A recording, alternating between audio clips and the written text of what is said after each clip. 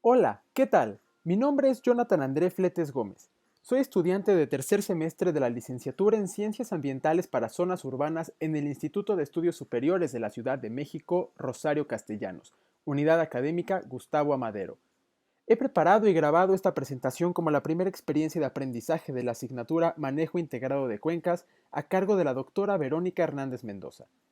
El título de la presentación es Manejo Integrado de Cuencas, Estudio de Caso, Sistema Lacustre de Xochimilco, Ciudad de México. Como su nombre lo indica, con esta exposición pretendo presentar las principales problemáticas que se tienen identificadas en esta microcuenca en términos de su manejo integrado. Para ello, comenzaré con una revisión de los conceptos y definiciones claves para la comprensión del tema. Posteriormente, explicaré cómo estos conceptos se aplican en la gestión de los recursos hídricos en México para comprender el contexto que envuelve el objeto de estudio de la presentación. Después, procederé a caracterizar el área de estudio con base en los subsistemas que conforman el sistema socioecológico seleccionado. Y finalmente, describiré a grosso modo las diferentes dimensiones de la problemática socioambiental que se presenta en esta zona, como lo identifiqué a partir de una exhaustiva revisión bibliográfica. Ahora sí, sin más preámbulo, daré inicio.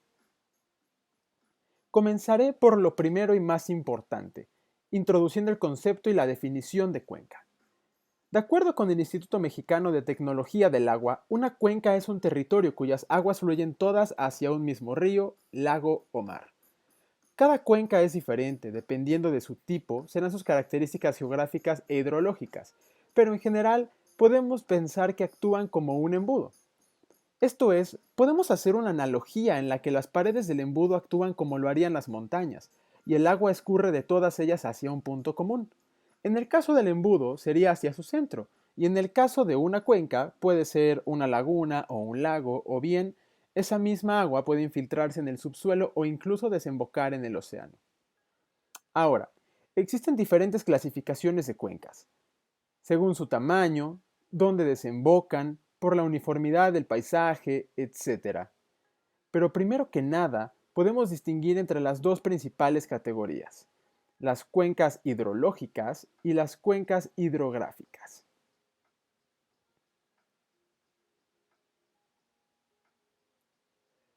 Por un lado, y creo que en cierto modo son las más fáciles de comprender, se encuentran las cuencas hidrográficas. Una cuenca hidrográfica es una zona de la superficie terrestre en donde el agua de lluvia que cae sobre ella tiende a ser drenada por el sistema de corrientes hacia un mismo punto. Butler Ábalos enlista 397 cuencas hidrográficas a lo largo del territorio nacional mexicano, distribuidas tal y como se muestran en el mapa en pantalla. La primera delimitación de las cuencas hidrográficas en México fue representada en la primera Carta Hidrográfica de México, desde antes de la Revolución Mexicana, por Antonio García Cuba, el primer geógrafo mexicano. Aquí se muestra ella. El primer mapa consensuado de cuencas hidrográficas está integrado por 1.471 cuencas. Esto gracias a la diversidad geológica y del relieve del país, que genera la gran heterogeneidad del tamaño de las cuencas hidrográficas. Más de la mitad de ellas son menores a los 50 kilómetros cuadrados y ocupan en conjunto apenas el 1% del territorio nacional, mientras que tan solo 16 cuencas, mayores todas ellas a los 20.000 kilómetros cuadrados de superficie, ocupan el 56% del territorio. No obstante, ante esta gran diversidad que existe entre las múltiples cuencas del país, podemos clasificarlas con base en la desembocadura de sus caudales. Es decir, cuando una cuenca tiene una o más salidas de agua hacia un caudal mayor o hacia un lago o hacia el mar, se dice que es abierta o exorreica. En México, por ejemplo, los ríos Lerma, Balsas, Bravo, Pánuco, Grijalva, Usumacinta, Tamayo y Yaqui, entre otros. Si no tiene ninguna salida, se califica de cerrada o endorreica y por lo general da origen a un lago, si la impermeabilidad del suelo se lo permite. Por ejemplo, la cuenca del Valle de México y el lago de Pátzcuaro en Michoacán son de esta clase. En esta imagen se muestra una proyección topográfica de Ruiz Angulo y López Espinosa del Valle de México. Ahora, como se logra percibir en esta imagen, el terreno presenta un rango de colores de verde a café. Este matizado representa las variaciones en altitud del relieve. es decir, la elevación en metros sobre el nivel del mar. Desde luego, las características altimétricas de cada sistema juegan un papel determinante en el arreglo de la red hidrográfica. Esto quiere decir que los accidentes del relieve son elementos importantes a considerar en la delimitación de las zonas funcionales de una cuenca.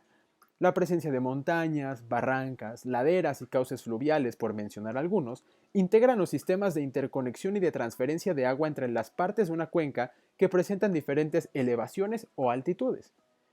De esta manera, se reconoce que las cuencas están divididas en tres partes: cuencas altas, cuencas medias y cuencas bajas. Las primeras conforman áreas aledañas a las divisorias de agua en la porción más elevada de la cuenca. Abarca sistemas de montaña, cabeceras de cerros y lomeríos. Se encuentran limitadas en su parte superior por los parteaguas o las divisorias de agua. En esta zona predomina la iniciación y confluencia de corrientes. Las cuencas medias son áreas transicionales entre la cuenca alta y la cuenca baja del sistema hidrográfico. Corresponden a sistemas de lomeríos, colinas, valles y planicies. En esta zona se presenta una mayor integración de la red de drenaje. Además, estas abarcan el 46% de la superficie total del país.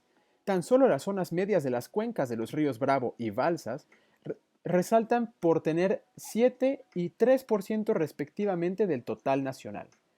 A su vez, la cuenca del río Pánuco cubre más del 2% de la superficie total nacional. Y por último, las cuencas bajas, que son áreas de salida o emisión del sistema de drenaje abarcando la porción altimétricamente más baja de la cuenca. Incluyen las áreas aledañas al cauce principal antes de su salida al mar o algún cuerpo interno. Comprenden las áreas de planicies de inundación, abarcan terrazas fluviales y lechos de inundación. En estas áreas hay mínimo o nulo relieve y se aprecian procesos deposicionales mayormente. El límite extremo de esta zona funcional es también el límite de un cuerpo colector interno en sistemas endorreicos o la línea de costa en sistemas exorreicos. Estas son las que menos superficie del territorio nacional ocupan, con tan solo el 19% del total, pues cabe destacar que no ocupan grandes superficies. Otra manera de subdividir una cuenca es con base en sus funciones hidrológicas de sus componentes. De esta manera, se reconocen tres diferentes zonas funcionales en una cuenca. El área de colecta o captación, donde las aguas que se precipitan son captadas, infiltradas y posteriormente concentradas, transformándose en escorrentía. El área de almacenamiento hídrico, cuya capacidad variará en cantidad y duración dentro del sistema. Esta zona es un área de funciones mixtas, pues además de almacenar, también desaloja el agua cuenca abajo. Y finalmente, la zona de descarga, de salida o de emisión hídrica de la cuenca, que típicamente se presentará en forma de escorrentía. Se caracteriza por ser una zona de importantes ecosistemas como los humedales terrestres y costeros, así como por ser muy productiva para el uso agrícola y donde se acumulan los impactos de toda la cuenca, de acuerdo con Ríos et al. 2013. Habremos de retomar este concepto más adelante en la caracterización del área de estudio, así que no lo pierdan de vista. Y ya por último, para ahora sí dar cierre a esta sección de las diferentes formas de categorizar, clasificar o subdividir una cuenca, procederé a explicar el último modo de subdivisión de las mismas. Dentro de una macrocuenca puede haber una o más subcuencas y varias microcuencas, cuyas salidas secundarias llegan finalmente al cauce principal de salida o a un punto intermedio de la misma. Pero a ver, ¿qué es todo esto? La subcuenca y la microcuenca son divisiones convencionales hechas con fines de manejo de la macrocuenca o cuenca vertiente. Las subcuencas son un conjunto de microcuencas que drenan a un solo cauce, y las microcuencas, a su vez, son áreas cuyo drenaje se dirige hacia el cauce principal de una subcuenca, según Ordóñez 2011. Básicamente, así como se muestra en el mapa, es como se dan estas subdivisiones de la macrocuenca o cuenca vertiente. Y en este otro mapa se muestra la subdivisión del territorio nacional mexicano a nivel de subcuencas. Lógicamente las zonas son mucho más abundantes que el orden superior, que en este caso serían simplemente las cuencas. Ahora, pasando a lo siguiente, ¿por qué son tan importantes las cuencas? ¿Por qué dedicarles esta presentación y por qué pensar en su manejo y conservación? En primer lugar, porque las cuencas pueden ser concebidas como socioecosistemas. Esto es, un complejo arreglo de ecosistemas o sistemas naturales en constante y permanente interacción con los sistemas sociales, que siguen diferentes mecanismos de apropiación del paisaje y de sus componentes. En última instancia, esto permite implementar diferentes tipos de manejo y aprovechamiento de los recursos naturales. Otro aspecto igualmente importante y estrechamente relacionado es la provisión de servicios ecosistémicos por parte de los organismos de cuencas. Estos se refieren a los procesos que toman lugar en los ecosistemas de manera natural y que generan beneficios directos o indirectos para el ser humano, tanto tangibles como intangibles. Algunos de ellos son el suministro de agua dulce, la regulación del caudal de los ríos, el mantenimiento de los regímenes hidrológicos naturales, la regulación de la erosión o la respuesta a eventos naturales extremos. Por otra parte, las cuencas hidrográficas interconectan todo el espacio geográfico que las constituye a través de los flujos de agua, tanto superficiales como subterráneos, así como los flujos de nutrientes, energía y materia. Por esta razón se han convertido en unidades físico-naturales cada vez más utilizadas para el estudio y gestión de los recursos naturales en general. De este modo, el agua es el principal elemento integrador en una cuenca hidrográfica y todos los procesos que atraviesen el territorio tendrán un impacto en la cantidad, calidad y temporalidad de los recursos hídricos. Por último, contar con suficiente conocimiento, capacidad técnica, científica, administrativa y operativa sobre las reservas de aguas nacionales, tanto superficies como subterráneas, permite trazar planes y programas de manejo con una visión estratégica para garantizar la conservación en calidad y suficiencia del recurso hídrico, tanto para la población actual como para las generaciones futuras, y así garantizarle su disponibilidad y accesibilidad. En reconocimiento de estas y otras cualidades en las cuencas hidrográficas, queda más que en evidencia que el líquido vital es indispensable para la vida humana, pero también para mantener el equilibrio en los ecosistemas. Por esa razón, resulta igual de importante contar con sistemas jurídicos, sociales y administrativos adecuados para su conservación, para su uso eficiente y para su distribución justa y equitativa. De ahí el surgimiento de un modelo para la correcta administración del recurso hídrico que conocemos como el manejo integrado de cuencas. Se trata de un instrumento de planeación y de gestión del recurso hídrico, o agua, para hacer frente de la manera más eficiente a todas las problemáticas asociadas al mismo. Es decir, que esta gestión integra un enfoque que trasciende las fronteras institucionales, que posibilita la transversalidad de políticas sectoriales, que reúne a los distintos actores clave para optimizar su uso y conservarlo para que las generaciones futuras tengan las mismas posibilidades de acceso como las generaciones presentes. Es tal el alcance y el valor del manejo integrado de cuencas que algunos gobiernos han decidido percibir y gestionar y delimitar su territorio a través de sus cuencas. Tal es el caso de Nueva Zelanda, Australia, Bolivia o Estados Unidos. En México se tienen 37 regiones hidrológicas, definidas a partir de grandes parteaguas o divisorias de agua que conforman los límites de las cuencas. En cada una de estas regiones hidrológicas está contenida al menos una cuenca, y a su vez no existe cuenca alguna que esté en más de una región hidrológica, según nos dice la Semarnat.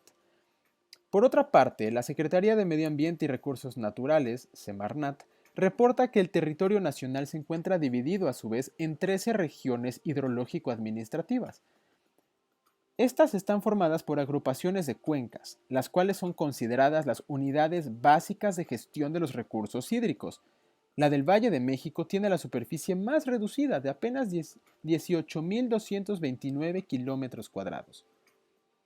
Ahora bien, luego de este contexto procederé a exponer la segunda gran clasificación de las cuencas que había quedado pendiente de revisar previamente.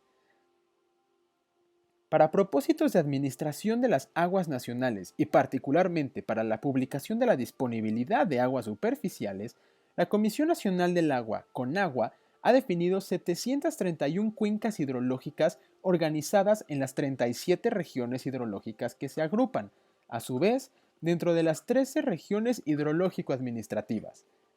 A modo de recapitulación, presento este simple diagrama que ilustra visualmente esta relación y espero permita su más fácil comprensión. En esencia, las cuencas hidrológicas son la unidad básica para la gestión de los recursos hídricos. La Ley de Aguas Nacionales define este concepto en la fracción 16 de su artículo 3 como la unidad del territorio en donde ocurre el agua en distintas formas y ésta se almacena o fluye hasta un punto de salida a través de una red hidrográfica de cauces que convergen en uno principal, o bien el territorio en donde las aguas forman una unidad autónoma o diferenciada de otras, aún sin que desemboquen en el mar. En dicho espacio delimitado por una diversidad topográfica coexisten los recursos agua, suelo, flora, fauna, otros recursos naturales relacionados con estos y el medio ambiente. La cuenca hidrológica, conjuntamente con los acuíferos, constituye la unidad de gestión de los recursos hídricos. La cuenca hidrológica está a su vez integrada por subcuencas y estas últimas están integradas por microcuencas.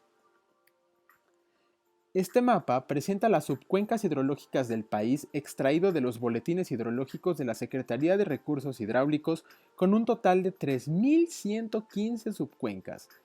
La subdivisión del territorio a este nivel facilita aún más la gestión hídrica, el monitoreo y la gobernanza ambiental.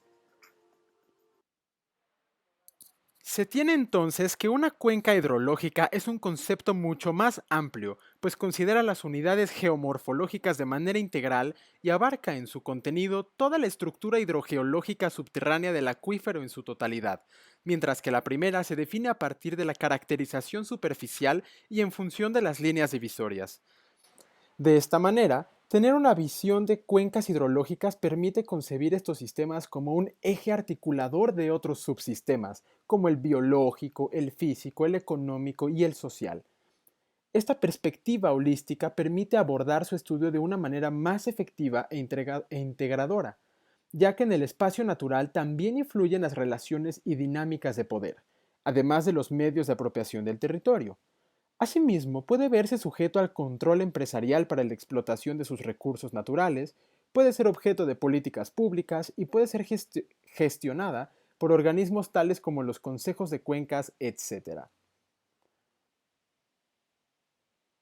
Muy bien, ahora sí, ya entrando de lleno en materia y aterrizando los conceptos que acabamos de revisar al caso de estudio en cuestión, continuaré con la siguiente sección de la presentación, que es la caracterización del área de estudio.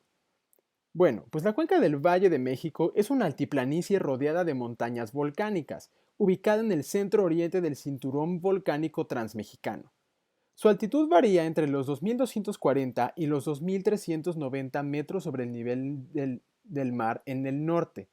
Tiene un área aproximada de 9.600 kilómetros cuadrados y abarca la Ciudad de México, Hidalgo, Puebla y Tlaxcala. Se trata de una cuenca endorreica, pues está rodeada de altas montañas boscosas con una altitud promedio de 3.000 metros sobre el nivel del mar.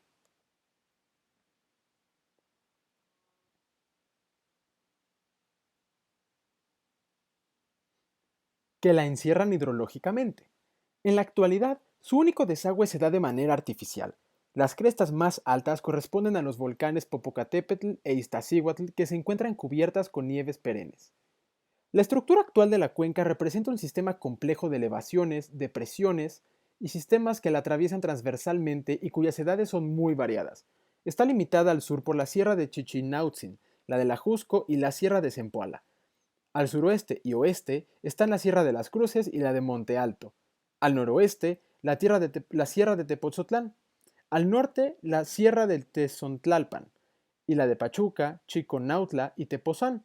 Y finalmente, al sureste y este se encuentra la Sierra Nevada, formada por los volcanes Popocatépetl, Iztaccíhuatl, Telapón, Tlaloc y Papayo. Por sus características geomorfológicas, la cuenca de México ha sido dividida en 4 unidades de relieve: relieve montañoso, pie de monte, planicies, proluviales lacustres y planicies lacustres. Estas últimas ocupaban la parte más baja del embalse, junto con varios lagos, entre los que destacaban el lago de Texcoco y el lago de México, localizado al oeste del anterior, que era largo y angosto. Estas características de la cuenca favorecieron la formación de los cuerpos lacustres de Zumpango, Xaltocan, San Cristóbal, Texcoco y Xochimilco, Chalco.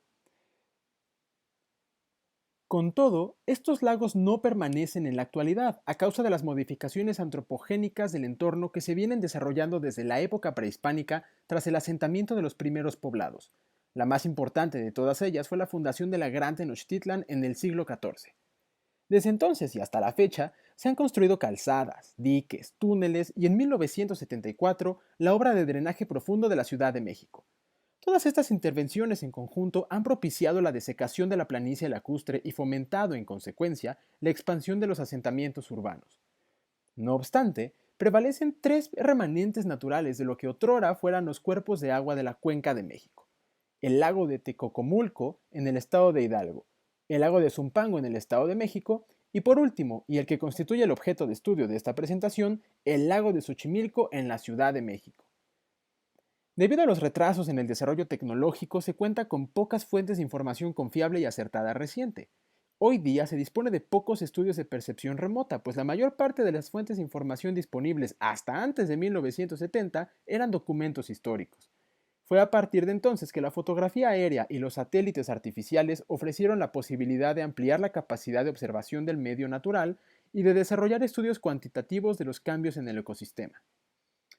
Retomando rápidamente este mapa, se puede observar que la zona metropolitana de la Ciudad de México presenta cuencas media y baja por las condiciones geológicas y orográficas, en otras palabras, por su relieve. Observamos también que estamos completamente rodeados por cuencas altas. En este caso se trata de los sistemas montañosos que circundan la ciudad. Como ya lo comenté anteriormente, este trabajo se centra en la zona lacustre de Xochimilco en la Ciudad de México. Por ello, a continuación procederé a caracterizar brevemente el área de estudio a fin de comprender el contexto que envuelve la problemática identificada. El sistema lacustre de Xochimilco, ubicado al sur de la alcaldía del mismo nombre, se ubica geográficamente al centro-sureste de la capital del país, a una altitud promedio de entre 2.240 y 2.250 metros sobre el nivel del mar. Se sabe que se originó a finales del período terciario superior y principios del cuaternario. Al verse obstruida por la formación de la Sierra Chichinautzin, al sur surgió la cuenca endorreica de México. Presenta tres divisiones geomorfológicas: llanura lacustre salina y llanura aluvial, distribuidas al sur de la alcaldía, pues al norte hay presencia de montañas. Su área de influencia en el sur se clasifica como piedemonte o zona de transición. Relacionándolo con la zonificación de las cuencas que veíamos hace unos momentos, esto hace posible la formación de un humedal. Ahorita volvemos a eso. Como sistema lacustre, cuenta con una superficie de 2.657 hectáreas y se ubica fisiográficamente en la provincia del eje neovolcánico, subprovincia de lagos y volcanes de la Náhuac, en el extremo sur de la Cuenca de México. En el pasado, formaba parte del gran lago que ocupaba la Cuenca de México, donde convergían temporalmente los lagos de Xochimilco, Chalco, Xaltocan, Zumpango y Tenochtitlan con el lago de Texcoco. Actualmente, constituye un ecosistema remanente de aquel gran otro, compuesto de una red de canales, lagos permanentes y otros de temporal que forman un área natural de descarga del flujo de aguas subterráneas a través de flujos locales e intermedios. Estas aguas subterráneas recorren cierta distancia desde la zona de captación de lluvia hasta su descarga en la zona lacustre.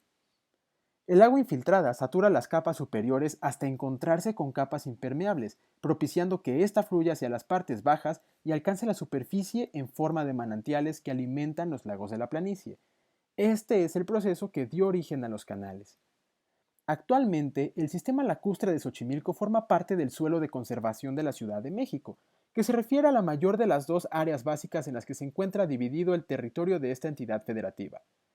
Dicho sea de paso, la alcaldía Xochimilco es la tercera que más extensión abarca de esta región, con el 11.9% de su extensión total.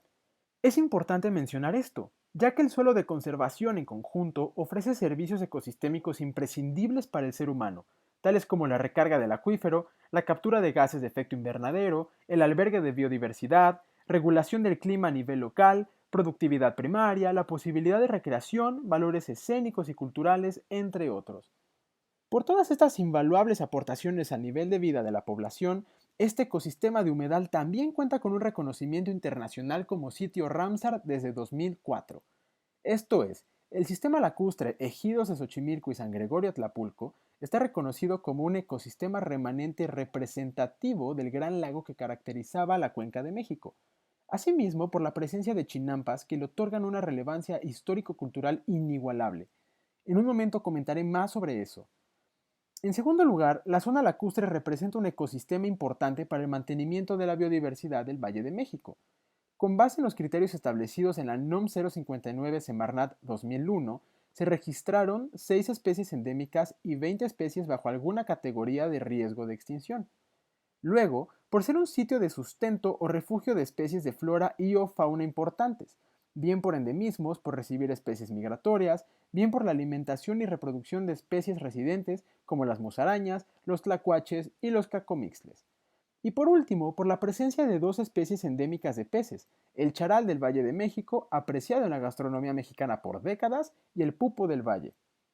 Por otra parte, desde 1987, el Centro Histórico de México y Xochimilco fueron reconocidos por su valor universal excepcional por la Organización de las Naciones Unidas para la Educación, la Ciencia y la Cultura, UNESCO, como Patrimonio Mundial Natural y Cultural de la Humanidad, por sus canales, sus chinampas y el valor biológico del ecosistema. Y finalmente, el último reconocimiento de este sistema que voy a mencionar, el 10 de julio de 2017, la Organización de las Naciones Unidas para la Alimentación y la Agricultura, FAO, nombró al Sistema Agrícola Chinampero de la Ciudad de México como un sitio importante del Patrimonio Agrícola Mundial, CIPAM.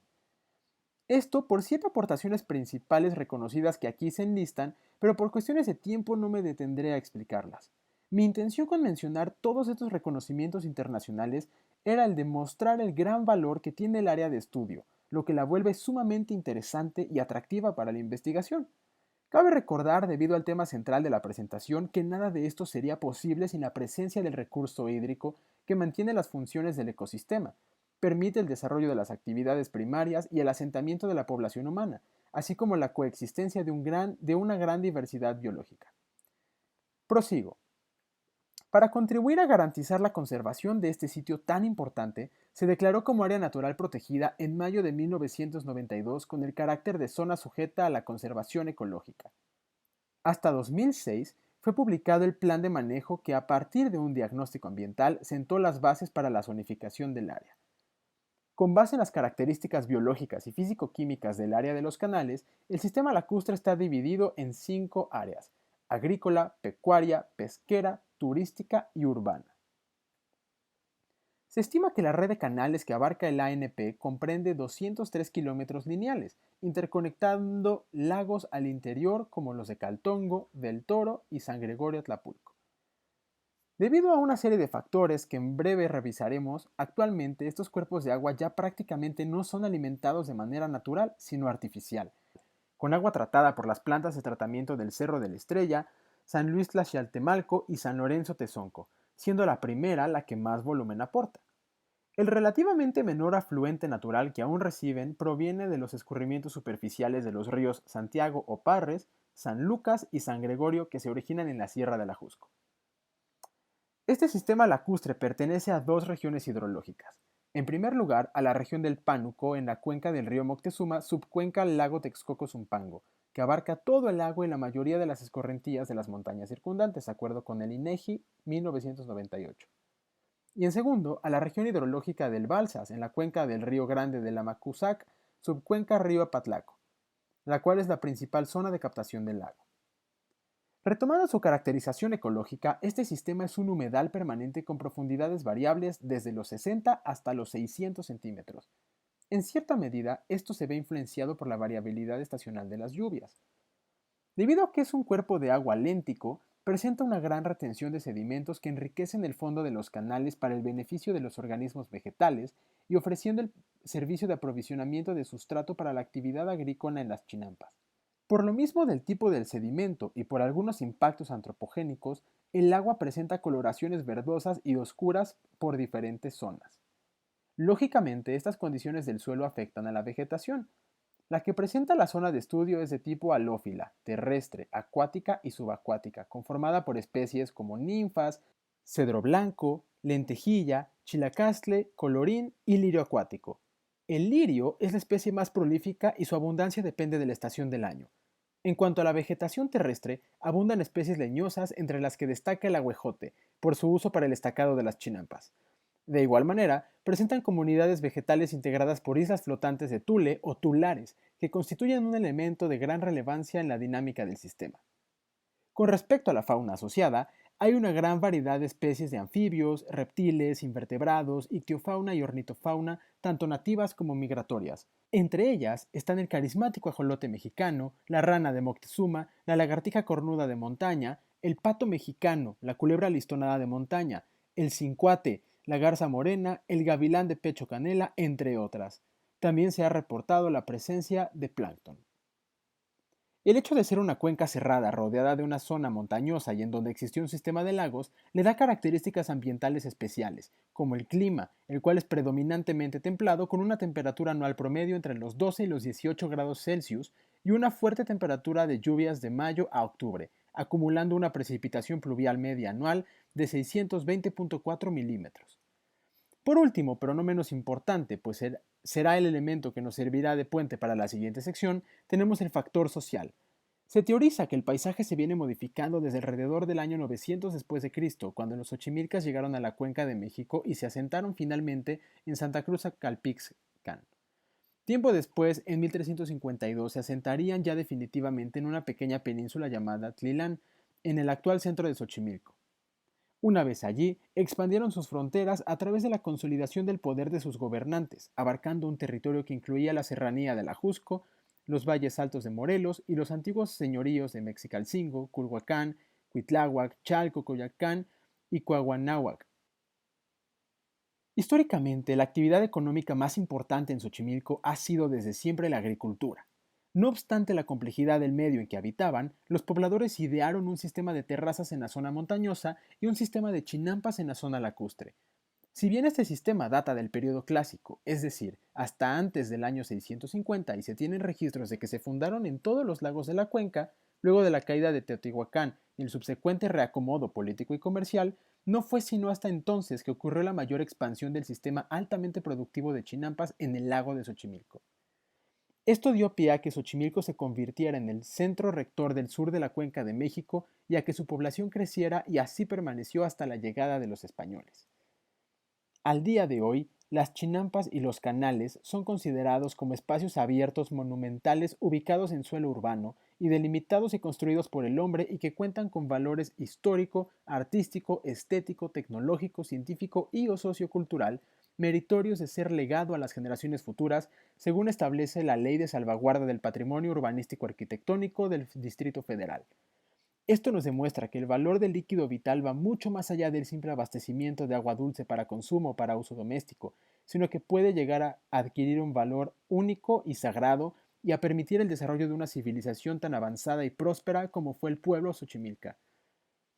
Desde el siglo XX, la zona lacustre es utilizada para abastecer de agua a la Ciudad de México. En 1908 se inició el bombeo de los manantiales que originalmente fluían hacia la zona lacustre. Más tarde, en 1925, comenzó la explotación de los mantos acuíferos de la región. La extracción de agua en la zona, considerando la subcuenca de Xochimilco y la ladera de la sierra de Chichinautzin, alcanzó 10.8 metros cúbicos por segundo según Canaval 1991. De ahí es que se desprende toda una compleja serie de problemáticas relacionadas con el manejo y la gestión del agua que ahora revisaremos. La cuenca del Valle de México enfrenta diversas presiones que la colocan como un punto de atención crítica en el manejo del recurso hídrico y de sus recursos naturales en general. Por ejemplo, en este mapa podemos apreciar la población total por cuenca hidrográfica. Nótese que la cuenca de México es la zona más oscura en todo el mapa. Nuevamente aquí es la cuenca que concentra la mayor densidad de la población por cuenca hidrográfica. En este caso, presenta el más alto índice de transformación humana de los ecosistemas, el mayor grado de urbanización por cuenca hidrográfica o de los mayores. Y aquí en este otro podemos ver que las áreas urbanas se han ido expandiendo y han abarcado las áreas lacustres originales y también las áreas actuales. Por otro lado, podemos ver este tipo de relaciones en las que la cuenca de México presenta una alta población total en su cuenca, con un alto, de hecho el mayor número de localidades mayores a 15,000 habitantes, el mayor número de poblaciones en localidades consideradas urbanas y de los más altos índices de urbanización de acuerdo con el INEGI. Y en esta otra tabla podemos ver también que la Cuenca de México presenta la mayor población en localidades consideradas como urbanas, el mayor porcentaje con respecto a la población total nacional y el mayor porcentaje con respecto a la población urbana nacional también. Y finalmente, el crecimiento urbano descontrolado y desordenado que ha llevado a la desaparición de los cuerpos de agua que se tenían originalmente en la Cuenca de México y todas sus implicaciones ambientales. Estas imágenes nos muestran precisamente la evolución de este fenómeno. Y aquí yo planteo la siguiente pregunta. ¿Así o más claro? Considero personalmente que no hace falta agregar más evidencia para aseverar que la Ciudad de México, en tanto que una cuenca hidrológica, presenta una severa crisis socioambiental, a causa de múltiples factores como la sobrepoblación y la consecuentemente creciente demanda de bienes y servicios, la sobreexplotación de los recursos naturales que se genera como resultado, la reducción de áreas verdes por la expansión de la marcha urbana, por citar algunos solamente. Consultores en gestión política y planificación ambiental SC explican que por causa del desecamiento de la Cuenca de México, Xochimilco empezó a sufrir escasez de agua potable desde 1883. Entre 1905 y 1913 se construyó un acueducto por medio del cual los manantiales de Xochimilco empezaron a aportar agua para la Ciudad de México, en cantidades cada vez mayores hasta que estos se agotaron. La creciente necesidad de agua de la capital obligó a construir pozos artificiales en el subsuelo de Xochimilco y por ello el nivel de aguas del lago se hizo insostenible. El agua potable empezó a introducirse en 1913 y hasta 1985 no la había recibido la totalidad de los poblados rurales de la jurisdicción. En relación con el ciclo hidrológico y el componente social, se considera que la desecación del lago de Xochimilco hizo que se disminuyera en 30% las lluvias del sur del Valle de México y la extracción de agua mediante pozos que se hundiera terreno originalmente lacustre, como consecuencia del desbalance hídrico. Como consecuencia entonces de la extracción masiva de agua, se genera el abatimiento en el nivel del suelo. La literatura consultada reporta, con base en varios análisis secuenciales de imágenes satelitales, el surgimiento y extensión de un espejo de agua a causa de hundimientos y de la humedad lacustre de sus litorales. En una escala de tiempo de casi una década, estas imágenes ponen en evidencia el avance progresivo en el diámetro de este nuevo espejo de agua que se formó por la explotación de la cuenca y por tanto de las zonas sujetas a hundimiento e inundaciones. Esto sin duda pone en riesgo a las zonas urbanas inmediatas, especialmente a las edificaciones y al sistema de drenaje local. De igual manera, este escenario vulnera la actividad chinampera como un subproducto de las inundaciones de las tierras de cultivo, como se aprecia en las imágenes. Esto a su vez conlleva una nueva modificación consecuente del paisaje, pues al no disponer de tierras de cultivo seguras o al obstruirse o cegarse los canales, se montan invernaderos y sombreaderos, para los cuales suele usarse concreto, perdiendo así el suelo su vocación natural. Y por último, el progreso de las inundaciones conlleva el crecimiento de la frontera del humedal lacustre como resultado del desbordamiento del agua. En este nuevo mapa, aunque la leyenda no se lea nítidamente, lo que ilustra es la expansión de las fronteras del humedal, el surgimiento de nueva vegetación pantanosa y el montaje de nueva infraestructura agrícola. Otro factor que contribuyó significativamente al desequilibrio ecológico fue que para tratar de mantener estable el nivel del agua, se empezó a abastecer la red de canales con aguas negras maltratadas, como ya lo comentaba anteriormente. A propósito, Botelo reportaba en 2017 que ninguna de las tres plantas de tratamiento operaba por encima de la mitad de su capacidad operativa. Como consecuencia, se descargan aguas que contienen metales pesados y niveles elevados de materia orgánica. Cisneros et al. 2005 y Camacho y Ponce de León 2005 reportaron presencia de coliformes fecales en aguas y de metales pesados en los sedimentos de los canales, como vanadio, plomo y cromo, cuya concentración es mayor en la zona urbana. Esto, más la construcción del drenaje entre 1937 y 1975, contribuyó a la contaminación de los canales. A falta de agua limpia, se redujo la abundancia relativa de especies en la zona y se comenzó a acumular salitre en el suelo de forma descontrolada, lo cual provocó una disminución drástica en la productividad de varias chinampas, pasando de un 70 a un 15% de su potencialidad agrícola solamente. Aunado al caso anterior, tenemos también que la zona de Xochimilco presenta altos niveles de contaminación química, tanto por contaminantes inorgánicos como sales, óxidos metaloides y metales pesados, como por contaminantes orgánicos, sobre todo materia orgánica proveniente principalmente de desechos agrícolas, domésticos como detergentes, grasas y aceites, pesticidas hidrocarburos poliaromáticos y otros compuestos orgánicos diversos. De igual manera, también presenta contaminación biológica por diferentes fuentes, pero principalmente proviene de descargas de sólidos y líquidos de asentamientos humanos y todo tipo de instalaciones cerca de los canales y chinampas. ¿Cuáles son los tipos de contaminación biológica que presenta? Pues sobre todo diferentes especies de bacterias, hongos y protozoarios. También se han identificado microorganismos patógenos en el aire y el polvo en suspensión, sobre todo esporas de moho del género Aspergillus. También se han identificado bacterias coliformes fecales en muestras de agua, al igual que streptococos fecales y Leptospira sp, y junto con amibas en polvo en el aire. Y por si esto no fuera suficiente, aparte se han registrado altos niveles de eutrofización en los cuerpos de agua, es decir, en los canales y en los lagos de Xochimilco. Esto se debe principalmente a las altas concentraciones de nitrógeno, fósforo y materia orgánica disueltos en la columna de agua, que provienen de remanentes de aguas tratadas con tecnologías convencionales como lo que comentábamos anteriormente, de la operación a niveles subóptimos de las plantas de tratamiento de aguas residuales. También proviene de escurrimientos de lluvia de zonas altimétricamente más altas y de prácticas agrícolas que ya hacen uso de agroquímicos. Y esto se manifiesta en la proliferación del lirio acuático y lentejilla, sobre todo, en la obstrucción de canales, como lo podemos percibir en esta imagen, en la reducción de la oxigenación del agua y en la producción de gases de efecto invernadero, como lo son el anhídrido sulfídrico y el metano. Por otro lado, tenemos afectaciones por residuos sólidos de diferentes tipos.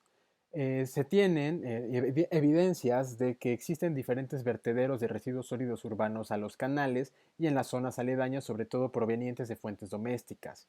Y esto conduce al colapso del flujo del agua, sobre todo por obstrucciones de canales o de posibles puntos de descargas, lo cual conlleva a su vez a la proliferación de fauna nociva que eventualmente terminarán por desplazar a la fauna nativa.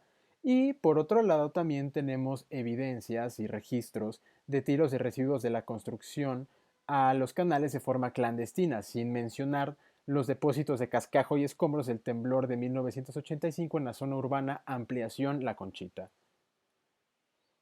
A manera de recapitular rápidamente esta problemática, tenemos entonces el creciente riesgo de hundimiento e inundabilidad en la zona de canales, la desecación y segamiento de los canales, la perturbación y degradación por cambios de uso de suelo, pérdida de la biodiversidad, pérdida de la chinampería tradicional, eutrofización, contaminación física, química y biológica del agua, pero también del suelo y del aire, mala calidad del agua y afectaciones por residuos sólidos de diferentes tipos.